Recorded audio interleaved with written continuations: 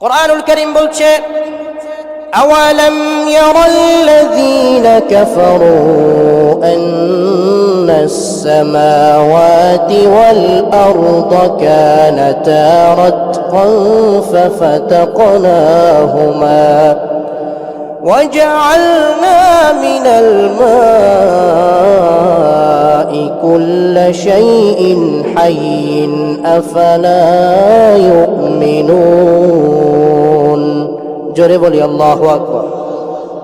কুরআন বলছে আওয়ালাম ইয়ারাল্লাযীনা কাফারু, কাফের মুশরিকরা কি দেখে না আন্নাস সামাওয়াতি ওয়াল আরদা কানাতা রাতকান, যে আসমান এবং জমিন পঞ্জীভূত ছিল।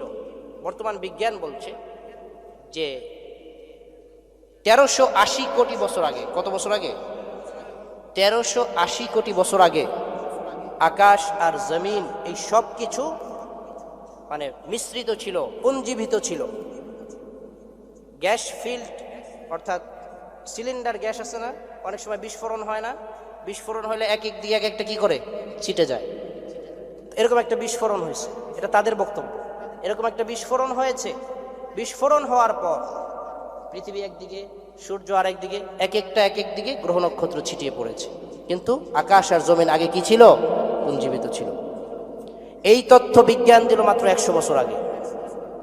আল্লাহ রব্বুল আলামিন দিয়েছেন 1500 বছর আগে। সুবহানাল্লাহ বলবেন না? কানাতা রাতকান ফাফাতাকনাহুমা, আমি এই দুইটিকে আলাদা করে দিলাম। সুবহানাল্লাহ বলবেন না? আল্লাহ বলছেন ওয়াজআলনা মিনাল মাই কুল্লা শাইইন হাই, আমি পানি থেকে প্রত্যেক প্রাণীর মাঝেই পানির কিছু না কিছু উপাদান সৃষ্টির মাঝে রয়েছে। আফালা ইউমিনুন, তারপরেও কি তারা ঈমান আনবে না? ডক্টর মরিস বুখাইলি যখন এই কথাগুলো পড়ছিলেন, সর্বশেষ সূরা রহমান তিনি পড়লেন, রব্বুল আলামিন বলছেন মারাজাল বাহরাইনি ইয়ালতাকিয়ানি বাইনাহুমা বারযাখুন লা ইয়াবগিয়ান। জোরে বলি আল্লাহু আকবার। রহমান তো তিনি যিনি দুটি সমুদ্রকে সমান তালে প্রবাহিত করেছেন। একটির পানি লবণাক্ত, আরেকটির পানি মিষ্ট, একটি আরেকটিকে অতিক্রম করতে পারছে না। বাইনাহুমা বারযাখ, দুইটির মাঝে রয়েছে একটি অন্তরাল, লা ইয়াবগিয়া। ডক্টর মরিস বুখাইলি চিন্তা করলেন, কি ব্যাপার, বিজ্ঞান তো এই তথ্য আবিষ্কার করলো কেবল 50-60 বছর আগে, এই কথা কোরআনে কোত্থেকে আসলো? এটা কোনো মানুষের গ্রন্থ হতে পারে না, অবশ্যই এটা স্রষ্টার গ্রন্থ।